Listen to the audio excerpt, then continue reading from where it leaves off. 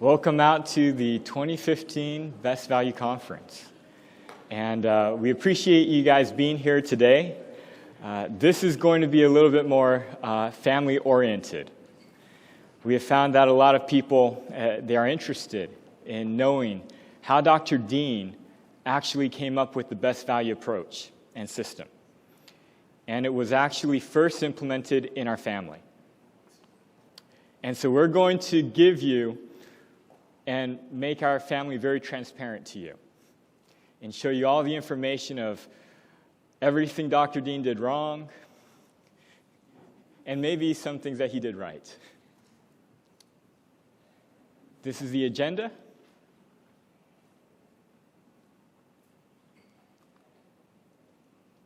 And we're going to start from the beginning.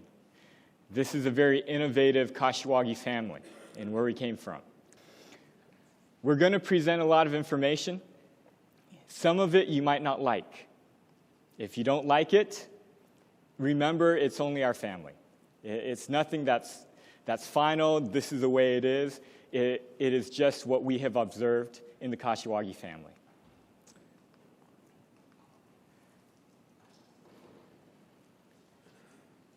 This is the environment of where we came from. It was very traditional. We were inside the box, and everything was very structured, organized, and hierarchical based.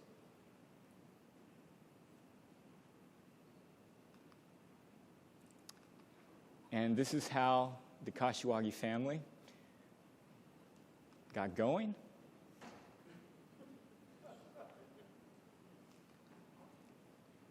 And this is where our parents came from. This is where Dean and Judy came from. And then they had 8 kids. But really, they came with a problem. And the problem is what every organization goes through. How do you survive with a high requirement and very minimal resources?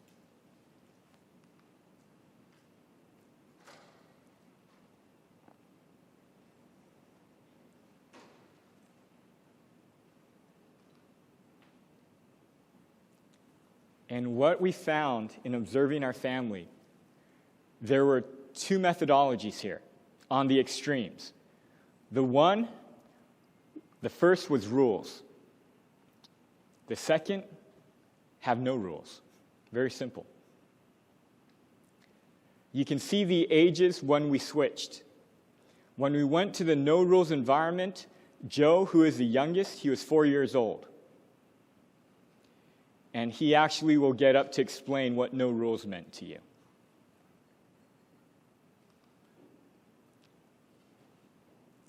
The first phase, it went for 21 years. This is when Dr. Dean was creating the research group.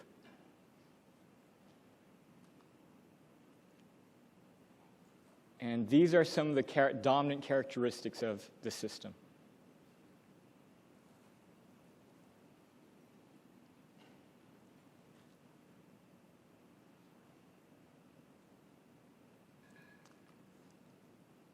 Now, why did he create this rules-type system?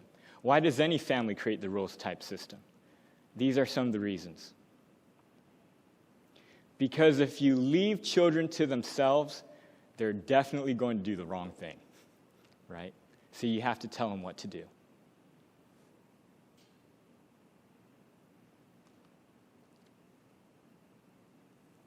This was seen through certain examples. So I'm going to go through a lot of different examples of our family. The first was the second oldest, Aaron, had to do his Scout Eagles project. It was an amazing project. It got the whole community involved. It was covered by the news. They created an entire mock space shuttle in a gym where they went for a couple of days and let these elementary school kids do mock space shuttle missions. It was amazing. It was written up. It was a perfect project, except for one thing. Can you guess what it was? Aaron didn't do a lot of it. It was really Dean's Eagles project, and he worked with the elementary school teacher, and they actually did everything. And the result was a great project, but Aaron actually learned very little in terms of accountability, running a project, and actually doing something to benefit the community. Another thing that came was vacations. We put a lot of emphasis on doing things and an event, on doing a lot of things that were fun. Even if it meant saying that Isaac was only 12 years old when he was 17 years old. He's short though, right? So it looks feasible.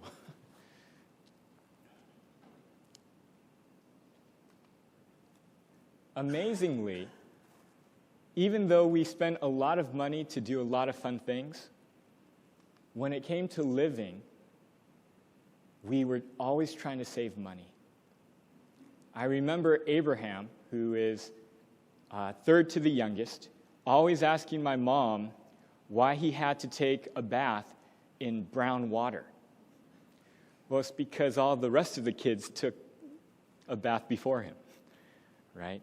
Going to school and looking at his shoes and wondering why he doesn't have sneaker shoes to run in. He had slippers, right? Little things like that we noticed. We were always trying to buy things in bulk, and even if it went rotten, we'd eat it, right? That's how family life was. We're very frugal.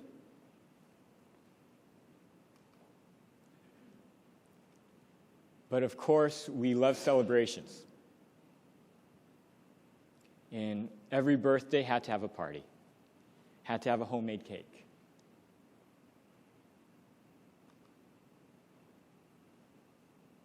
And there are very high expectations.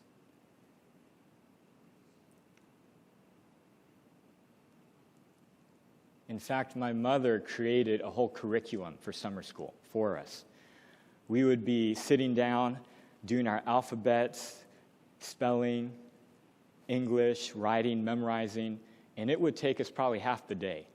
So we didn't really have a summer when we were younger. We were studying.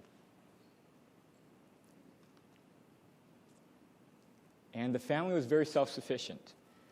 You know, if we had to ask a neighbor for anything, we felt it was a real inconvenience on them. It wasn't something you were supposed to do to ask for help. If you needed anything, you needed to stay within the family to get it. That was the mentality. Amazingly, my mother taught most of us to play the piano. She doesn't play the piano. But she did pretty well because I can play the piano pretty good, decent. And of course, appearance was very important. Now, you might want to ask yourself, how much screaming does it take to get everybody looking that nice when your oldest is maybe like 10 years old or 12 years old? Right? It takes a lot. And here you can kind of see it. Now, if you notice, I put it, and this is over a couple-year span. And you can see how Ammon, he starts out lying to the family. Kick David, you know where, is the ground for a week. And you can see in 1984, 8/19/1984, you can see Dean's mentality of spank harder, right? They're not following directions, so we need to enforce more punishment. 2 years later, you can see it's actually getting worse. And it's not really fixing anything. And this is actually a poem I wrote. I was in the 4th grade at the time. And it's called When My Mother Screams. the elementary school teacher had to get me to change the last 2 lines. So I didn't actually write the last 2 lines there. It was from my elementary teacher, and she told me that I was going to read this in front of all the mothers. Is it really what you want to put? And I said, yes, this is accurate. But she said, no, maybe we should change the last 2 lines, and this is what she came up with. On the paper, I actually had like a lady drawn with fire coming out of her mouth, and I was under the bed, the bunk bed. But it was a very stressful environment, is really what it was. To make sure all the kids are behaving, dressed properly, and there's 8 of them and only 1 of her. Dean is working most of the time. It was very difficult. But here's the idea behind it. You have to tell people what to do or they won't know. And the assumptions you have to make in your mind is that the parent knows 100% of information, that they're always correct. What they're thinking is always the correct way to do it. And you have to believe that the child will always be able to understand what you know. Because if you didn't believe that, you wouldn't tell the child anything. But the impact many people don't look at. When you are telling someone what to do, you are thinking that they don't have the capability to do it on their own. And if you don't think someone has the capability to do it on their own, what are you going to do? Are you going to let them do more, or are you going to let them do less? They're going to do less. But if they do less, then the child will be less capable. They will make more mistakes because they're having to do something they don't understand. They won't be comfortable with it, and they will get comfortable to someone telling them what to do their whole life. And I think that's why in the world, people are very apt to want to take a job where someone tells them what to do. Because to think on their own, they have not developed the attribute yet. And of course, if you're less capable, then you will also be more insecure because you won't understand what's going on. Here's another way to look at it. If you left a child on their own, they would do something, and that is their natural tendency. If they lived their entire life like that, that is the line that they would follow. It is something that's easy because it's natural to them. And all of these other characteristics follow. But the idea here, in the logic, is you have rules to tell the child, this is what you should be doing, because if they already knew, you wouldn't have to tell them anything. And of course, that tells a child they are not good enough. And that definitely makes somebody very insecure. The gap between what you want them to do and what they naturally do, that becomes a very high risk for the child. And the reason being is why? Because the more communication they get from the parent, the more noise in their life. Of course, when you have rules, there's punishment. And punishment always leads to resistance. And when the parent is saying to do this, and the child wants to do this, they now have to make a what? A choice. And every time they go into a situation, they have to think and make a decision. And it becomes very confusing to them on which one's the right decision. Complexity increases, therefore risk increases, stress increases, worry increases, and it goes on down the line. And that's the ideology that comes with the risk environment or the rule environment, is high risk. But it's also more effort. Because a parent essentially now has to become the trainer, the manager and supervisor, the inspector and the enforcer, or the legal person. And there's only one of them. Now, with 8 kids, it's impossible.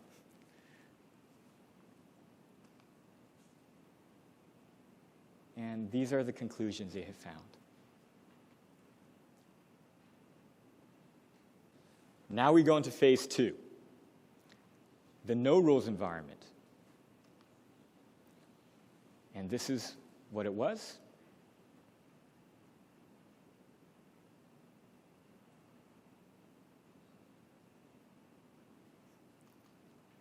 And why did they go to a no rules environment? It was a necessity. They probably didn't really understand the impact it would have at the time, but they realized something had to change. Because 2 against 8 and really 1 against 8 is not sustainable. And Dr. Dean was introduced to this model actually by Dr. Badger, who had told him he had no rules at work. So he thought, hey, this might be a feasible option. These are the characteristics.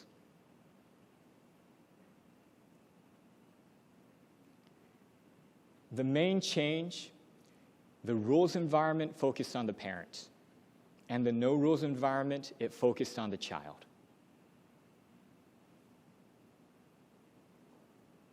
It identified that the parent who has more intelligence, that they actually should be catering to the child and helping the child.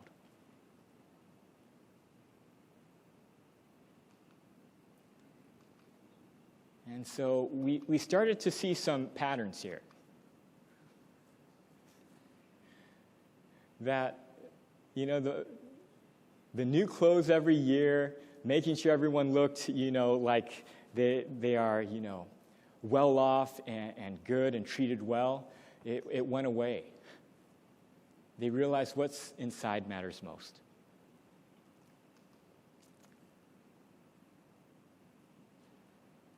Birthdays were not always celebrated.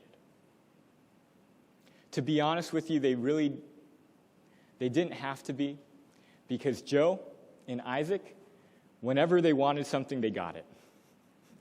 So they really didn't need to look forward to anything, because as soon as they wanted something, someone was there to give it to them.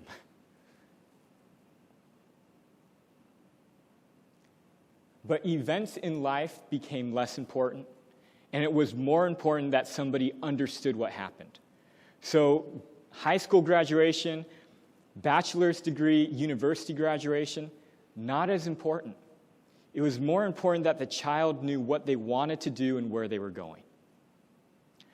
More important that they got something out of school rather than just getting the piece of paper. And there is more time for one-on-one attention.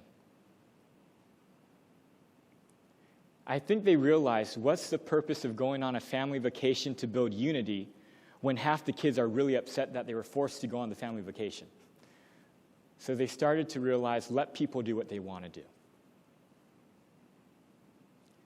And you can see, this bed only has 1 child on it.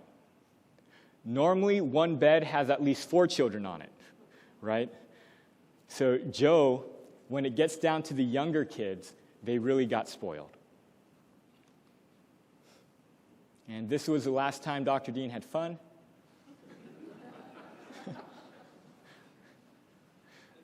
They would go to an amusement park. My youngest sister, they'd go on 1 ride, and then they would go and eat, and then they'd go and sleep, and that could be the day, right? In the olden days, when I was younger, we would have to stay at the park from right when it opened all the way till closing. When we had to eat, we pre-packed lunches, went right outside the park, ate on the bench really quickly so we could get back in and not miss 1 second of all the money we spent to get in that amusement park.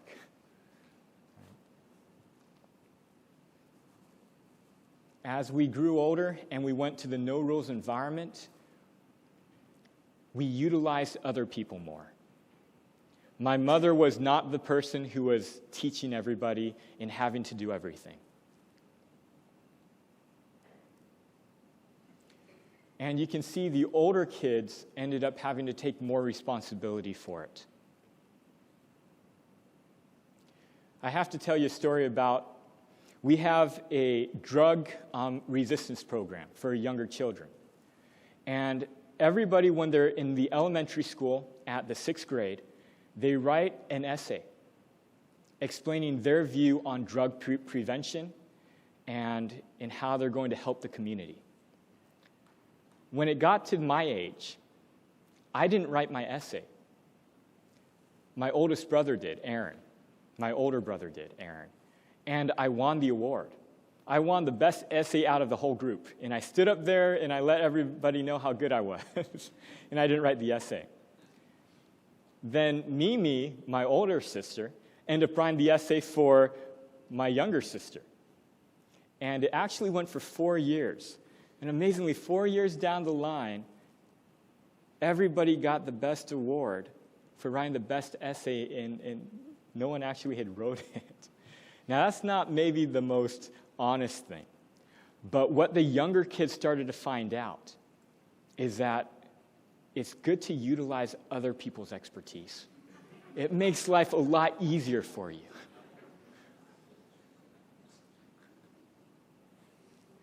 They're all honest now, though. They learned that lesson. There's no expectations. None of the younger kids had to learn how to play the piano. Amazingly, none of the older kids play the piano anymore either, hardly.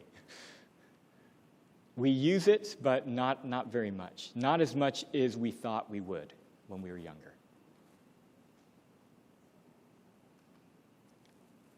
Now, here's interesting. Ammon and Marie, they follow the same trend. But you see that the SAT scores were greater for the older kids. But as you go down the line, the SAT scores kind of go lower.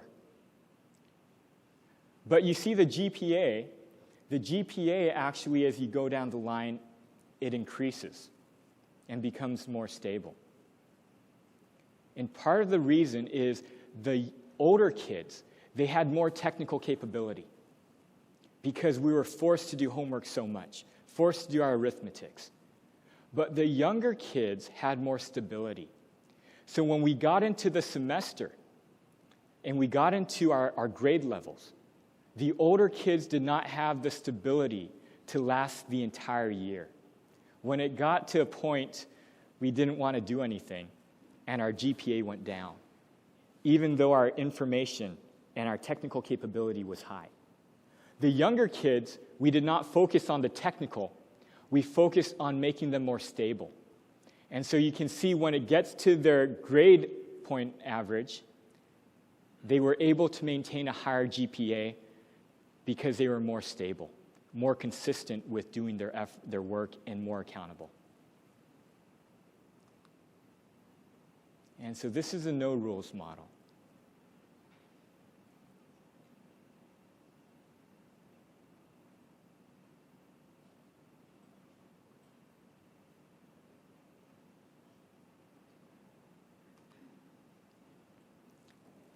And this is a perception of our family as we went to the no-rules environment.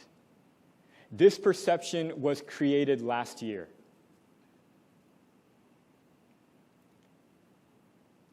And so now what I'm going to do, I'm going to let Isaac and Joe come up here. And they're going to let you know what they saw as the family went through the rules period and the no rules period.